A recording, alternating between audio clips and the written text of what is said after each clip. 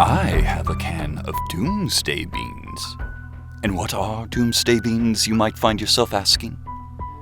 Well, the answer is quite simple. They are beans that you eat during Doomsday. And why beans, you may also ask? Why? For several reasons. For starters, they last a very long time, if properly stored. Secondly, your rear will make the most delightful sounds should you find yourself bored as the lone survivor of the free world.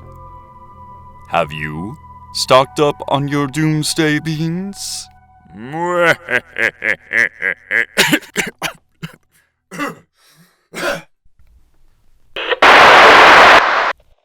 Hi, hello, how are you? My name is Mr. Irving. I hope this broadcast finds you well. Today is the 8th day of quarantine, give or take. Yesterday, I found a diary. And today? Well, today, my friends, I read that diary. Isn't that right, William?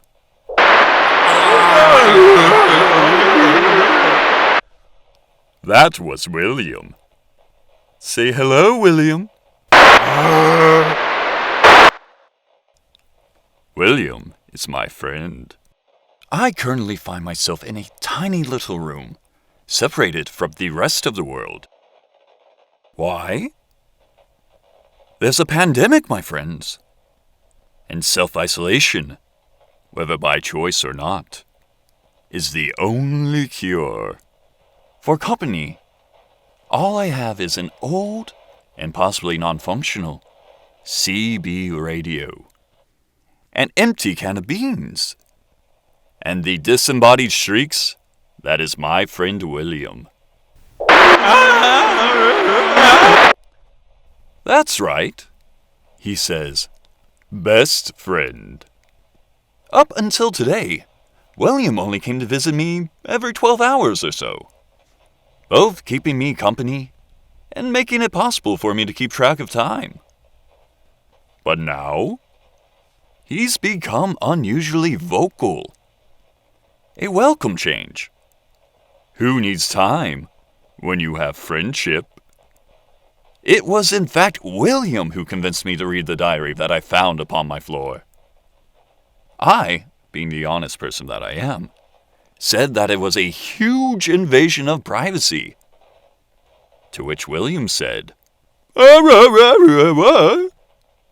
which roughly translates to, it can't be invasion of privacy, when in all likelihood, you are in fact the lone survivor of the free world. Well now, I couldn't argue with that, could I? Having said that, shall we meet, dear Sarah? Dear Diary, today I spoke with my lamp. It wasn't planned or anything.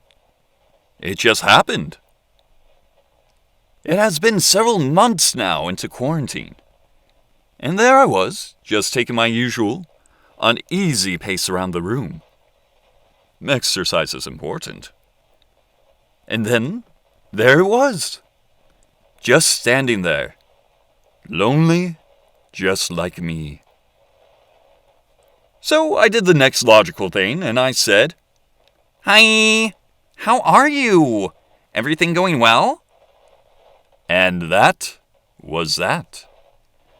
I then hurriedly returned to my table, where I now write to you. I'm not crazy. I know that the lamp isn't going to say anything back. But it was a nice interaction, nonetheless. S. Dear Diary, I did it again. I was frantically pacing the room, my daily cardio, and I just kept seeing them in the far corner. I'd tried not to, well, you know, knowing that it wouldn't go anywhere. Yet I did it anyway. I spoke to the lamp. Hi, I said. Been a while. How have you been? God, I sound so stupid. I was just wondering, are you like a teacher or something? 'Cause you seem really bright. Okay, bye. And then I hurried back here, where I now write to you. Did I come off as desperate? And yes, I know, it's just a lamp. So, nothing to worry about, right? Gotta go. S. Dearest Diary, I think I may be in love. I can't explain this amorous feeling that swells in my chest each time that I see them. Well, I suppose it could be the frantic pacing, but that's beside the point. I want to say hello again, yet I don't quite know how. Despite having done it before, this time is different. I steal glances at them here and there, taking in their slight and slender build, admiring how much their personality simply glows. They are no longer just some lamp to me. They are the lamp for me. Oh my. How did this happen? Is it true that I love lamp?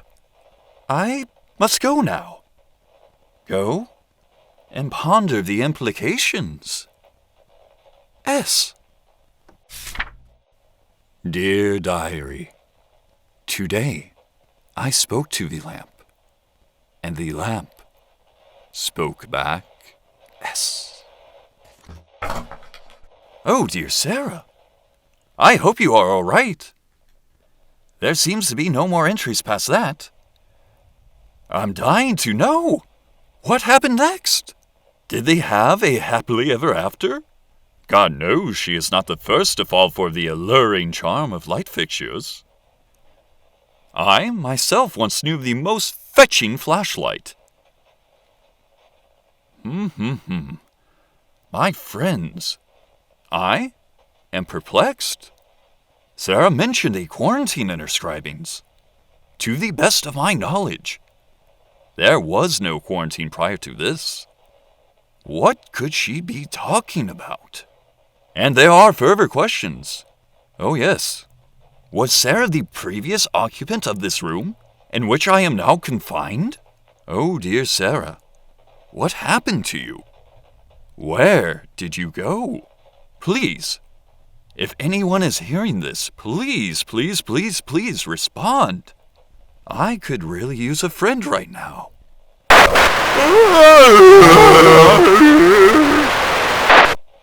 Oh yes, very true. I at least have you, William, and that counts for a lot. I must admit, I am quite envious of Sarah.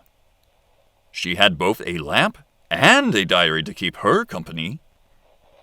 And with the current lighting of the room, a single low amperage light bulb hanging overhead from a very janky wire, I am especially envious of her having the lamp. If only Oh dear. The surprises just continue to come. In terms of miracles, my cup hath runneth over. First, dear Sarah's diary was found beneath the leg of my rickety old card table. And now? Well, in the far corner of the room, standing tall and slender, is a lamp. And it was most definitely, and I assure you of that, not in that corner before. How can I be so sure, you may ask? Well, over there in that corner is where I always take a should I turn it on? The lamp. Should I turn it on? The lighting in here truly is quite atrocious. And better illumination may assist me in discovering the further oddities of this room. What do you think, William? William?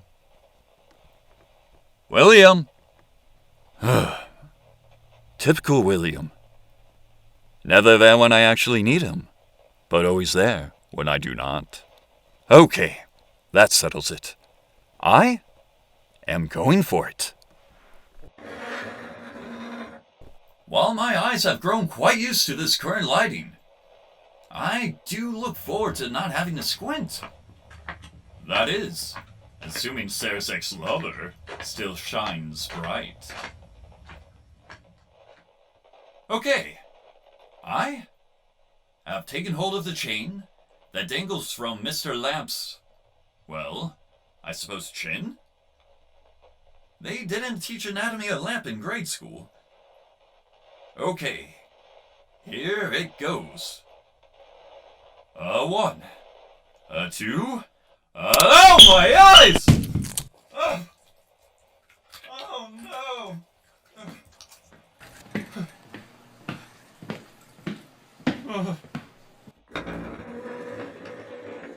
I'm alright. I'm alright. Sorry about that.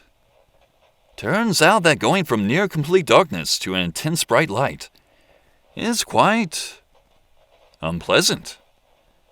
Blinded from the sudden change, I could not see my footing, and I slipped in, well, something that belongs in my past.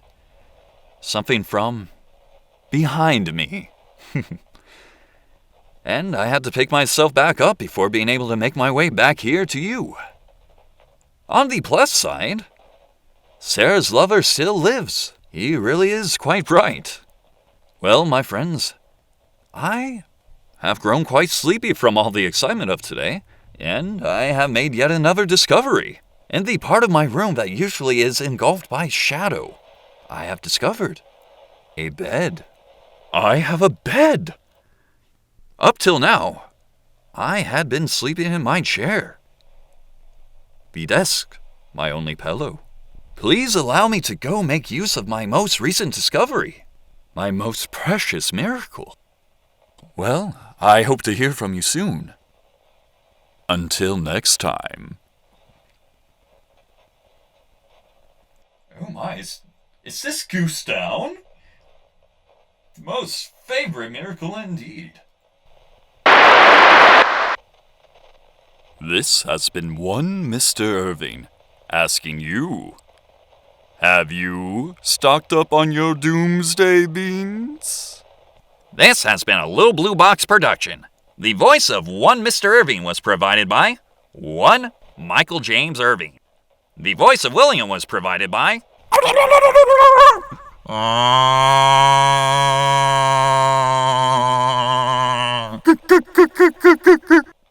Tune in next week for episode 3.